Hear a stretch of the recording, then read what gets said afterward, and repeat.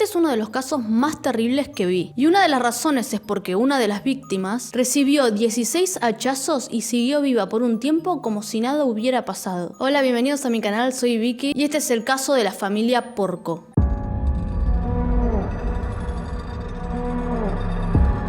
El 15 de noviembre del 2004, en Delmar, Nueva York, Peter Porco, un secretario judicial de la División de Apelaciones del Estado, de 52 años, no se presentó a trabajar esa mañana sin dar ninguna explicación. No llamó para avisar que no asistiría, pero tampoco respondía a las llamadas. Según sus compañeros de trabajo, él era una persona muy responsable que no faltaría al trabajo sin avisar antes. Así que sus compañeros llamaron a la policía y pidieron que vayan a la casa de Peter para revisar si se encontraba bien. Él vivía en una casa de 2 pisos con su mujer Joan. Cuando la policía llegó a la casa, tocaron la puerta y ni Peter ni Joan atendían. Esto le empezó a dar un mal presentimiento a la policía, ya que su auto también se encontraba estacionado en la puerta de su casa. Así que sería raro que Peter se hubiera ido sin su auto. Con todo esto, la policía tenía una justificación para forzar la entrada y entrar a la casa. Así que lo hicieron. Lo primero que vio la policía al entrar fue un charco de sangre y a Peter tirado en el suelo. Se le notaban heridas de arma blanca bastante recientes en su cabeza. Así que la policía llamó a una ambulancia y a refuerzos, porque no estaban seguros si el agresor estaba o no dentro de la casa. Así que cuando llegaron los refuerzos revisaron bien toda la casa. Así que cuando llegaron a la habitación de la pareja notaron que el crimen se había cometido ahí, ya que era el lugar donde más sangre había dispersa por todos lados. Y en la cama de esta habitación se encontraba Joan Porco, la esposa de Peter, y esta también se encontraba notablemente herida por un arma blanca. La policía notó que la mujer aún respiraba y que estaba en un estado de semi-inconsciencia. Al parecer, esta pareja había sufrido un ataque brutal mientras dormían. Y sobre la cama, al lado de Joan, se había encontrado el hacha con la que habían sido atacados. Bueno, la policía había notado que Peter había sido atacado en la habitación, como dije anteriormente, pero se notaba que él había salido de esta habitación herido y había terminado en el suelo de la entrada de su casa. Pero el descubrimiento que hizo la policía sobre este crimen y que hizo que los medios de comunicación prestaran atención a este caso fue que Peter recibió 16 hachazos, pero él no murió al instante, sino que siguió vivo por un largo tiempo en este estado. Los investigadores declararon que ninguno de los cortes que recibió Peter eran instantáneamente fatales y que el hombre había podido sobrevivir varias horas luego del ataque. Lo más impactante es que en la casa había rastros de que Peter había seguido su rutina de todas las mañanas. El hombre tenía tan automatizada su rutina que en ese momento, cuando su cerebro ya no respondía, él realizó todas estas tareas. Hasta salió de la casa para agarrar el diario y entró de nuevo, donde colapsó a los pies de la escalera donde lo habían encontrado los policías. Peter estaba a medio vestir y parecía que cuando la alarma sonó esa mañana, él se levantó de la cama, se vistió, bajó las escaleras, preparó su desayuno como pudo, puso los platos sucios al lavaplatos, hasta había intentado escribir un cheque que estaba encima de la mesa. Todo esto se pudo reconstruir gracias a que el hombre dejó rastros de sangre por toda la casa. Rastros de su mano con sangre en el baño, en el cepillo de dientes, en la cocina, hasta en la lapicera con la cual él escribió el cheque. Todo esto es extraño, que recibas 16 hachazos y sigas con vida como si nada, pero es biológicamente posible. El cheque que Peter había escrito estaba a nombre de su hijo menor, llamado Christopher Porco, de 21 años. La pareja también tenía otro hijo llamado Jonathan Porco, de 23 años. Así que la policía, al ver que Joan, la esposa de Peter, estaba con vida, tomaron la decisión, cuando se la estaba llevando la ambulancia, de preguntarle si ella había visto a la persona que les hizo todo esto. La mujer, a todo esto, te imaginarás que no podía articular ninguna palabra por las heridas que tenía, pero ella podía entender claramente lo que la policía le decía. Así que la policía se arriesgó a preguntarle si logró ver al atacante. Frente a todos los presentes que estaban en ese momento, ella asintió con la cabeza diciendo que sí, que lo vio. Así que la siguiente pregunta por parte de la policía fue: ¿conoces a la persona que hizo esto? Y ella volvió a asentir con la cabeza diciendo que sí, que conocía a la persona que hizo esto. La policía antes de esto había notado que el atacante pudo entrar a la casa porque pudo desactivar la alarma, o sea, sabía la contraseña de esta. Así que la próxima pregunta fue: ¿esta persona que viste forma parte de tu familia? Una vez más, Joan asintió. Y la siguiente pregunta fue: ¿el atacante fue tu hijo Jonathan? A esta pregunta ella negó con la cabeza diciendo que no que no era su hijo Jonathan. Entonces le preguntaron, el culpable fue Christopher, su hijo más chico. Y ante esta pregunta, frente a todos los presentes, Joan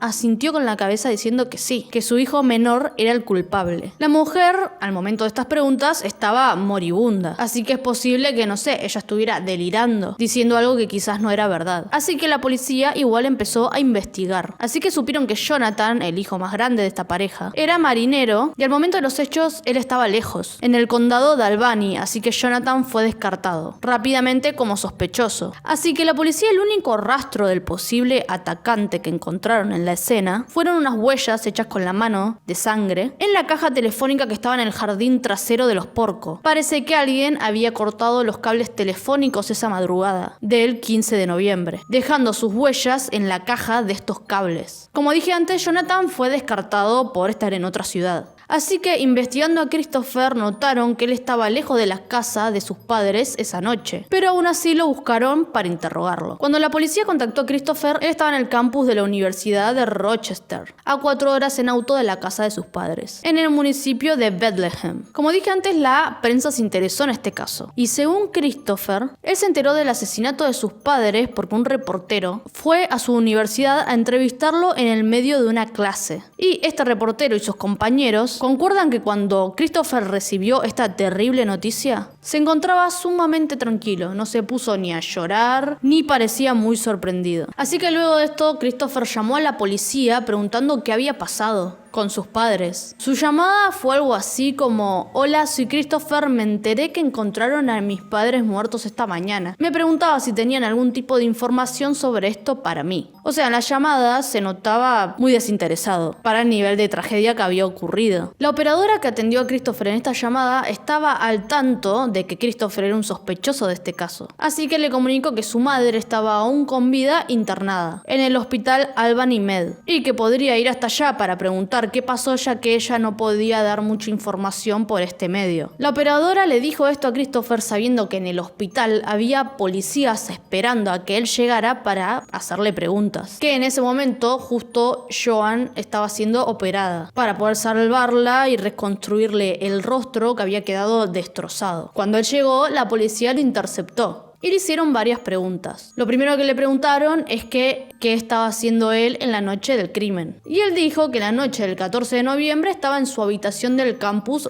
de Rochester y que a las 10 de la noche se había ido a dormir y que se había despertado al día siguiente y luego se enteró de la terrible noticia de que sus padres habían sido atacados. Esto quería decir que él estaba muy lejos de la escena del crimen. A esto la policía le dijo que su madre había dicho que él, Christopher, se encontraba en su casa en la noche del crimen, a lo que él respondió: yo no estuve ahí. A todo esto la policía estaba investigando por todos lados a Christopher y no le costó mucho descubrir los conflictos que él tenía con su familia. Lo primero que se descubrió es que en 2001 Christopher irrumpió en la casa de sus padres con el objetivo de robarles una laptop para venderla en eBay. Esta cuenta de eBay él la compartía con su hermano Jonathan y Christopher se hacía pasar por su hermano Jonathan y había vendido muchas cosas que jamás fueron entregadas. Y él, haciéndose pasar por Jonathan, le mandaba mails a estos compradores diciéndoles que su hermano Christopher se había muerto y por eso no podía entregarle sus compras. También se descubrió que en 2003 Christopher fue obligado a darse de baja de la Universidad de Rochester por malas calificaciones. A esto los padres estaban bastante decepcionados de él, ya que habían gastado bastante dinero por sus estudios. Así que Christopher se cambió a una universidad comunitaria, donde estudió hasta 2004, hasta que se fue de viaje, o sea, de vacaciones, a Londres. Cuando los padres se enteraron que él dejó la universidad para irse a Inglaterra, Peter le envió un mail diciendo: acabamos de ver tus calificaciones y no podemos creer.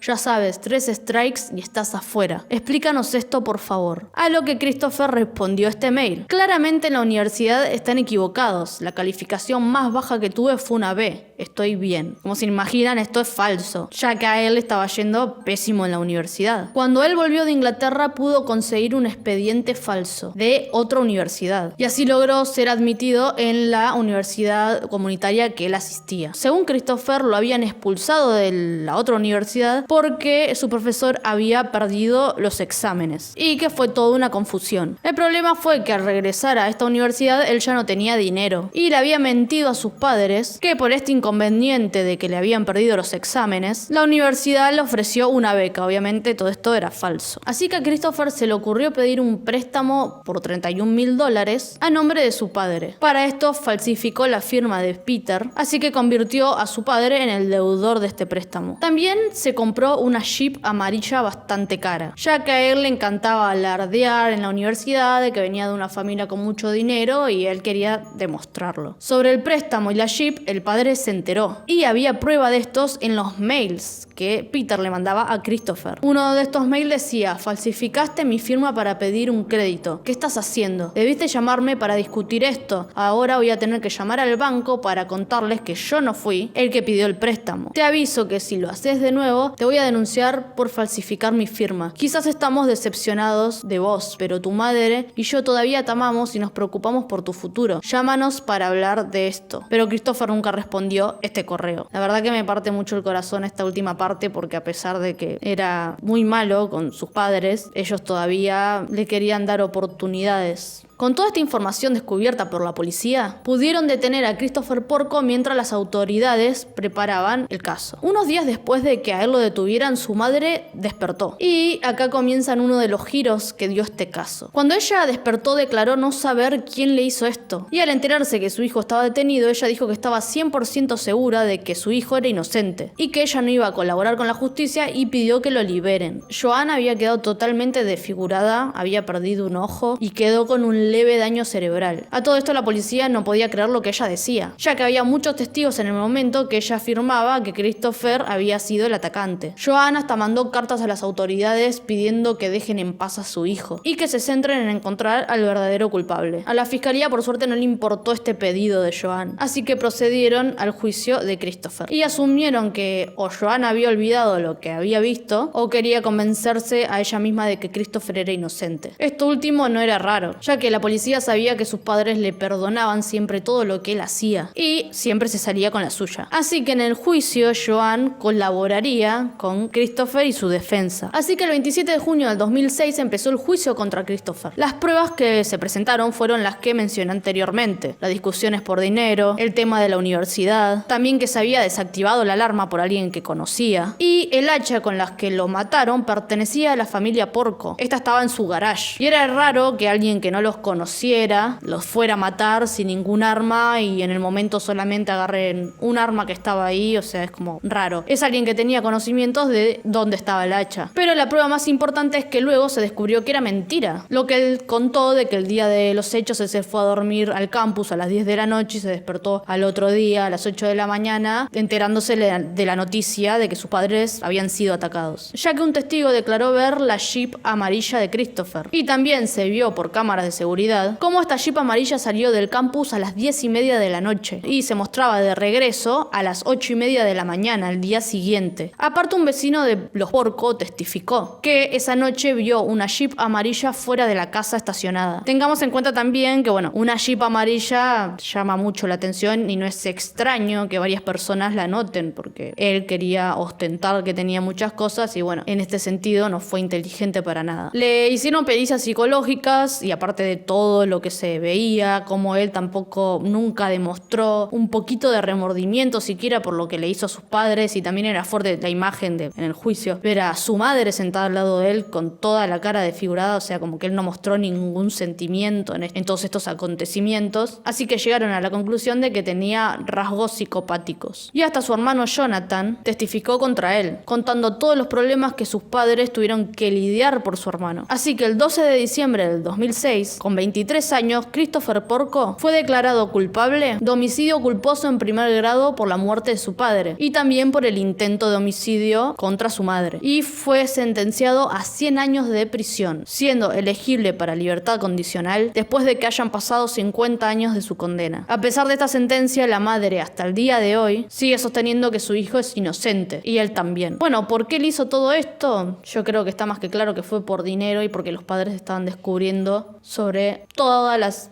estafas y cosas en las que se estaba metiendo. Así que el video de hoy hasta acá. Si les gustó, denle like, compártanlo. Así que nada, chau.